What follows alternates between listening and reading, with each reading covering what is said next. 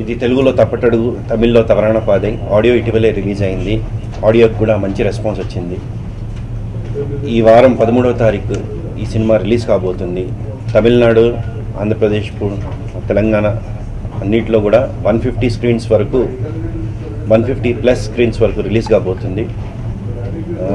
ఆడియోకి మంచి రెస్పాన్స్ వచ్చింది. ఇది టోటల్గా పల్లెటూరు బ్యాక్డ్రాప్, ఒక విలేజ్ వాతావరణం, అచ్చు తెలుగుతనం ఉట్టిపడే సినిమాలా ఉంటుంది.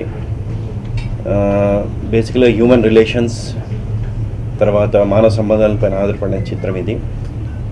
ఈ చిత్రానికి మంచి సినిమాటోగ్రఫీ అందించారు కర్ణ గారు, అలానే సాయి మధుకర్ గారు మంచి మ్యూజిక్ అందించారు.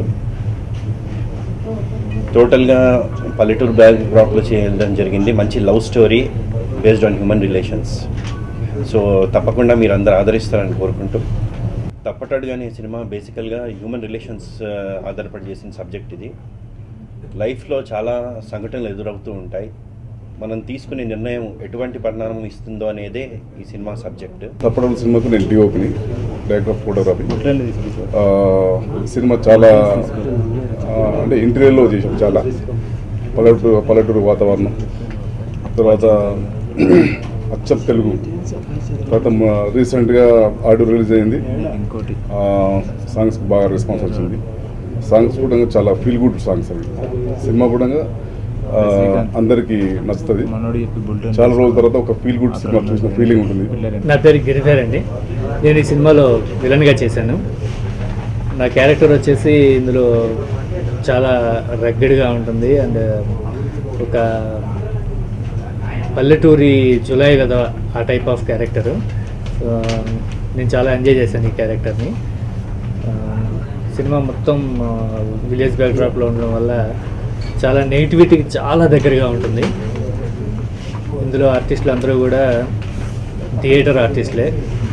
Of course I'm also theatre artist. Director గారు మా అందరికీ బాగా సపోర్ట్ చేశారు. తప్పటడుగు చిత్రంలోనే తప్పటడుగు కనిపిస్తుంది.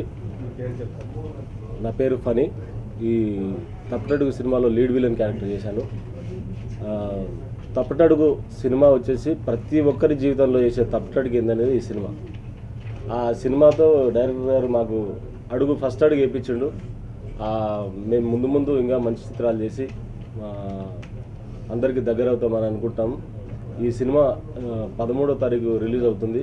గాజులు తొడిగి చేత కానుళ్ళైపోయామా, వంటింటి కుండేళ్లలాగా వందేళ్ళైనా బతికేద్దామా. ఆడోళ్ళం మనం తోడేళ్లతో ఉంటున్నామా, ప్రాణాలే తోడిస్తూ ఉన్న దోరు ముసుగు కూర్చుందామా.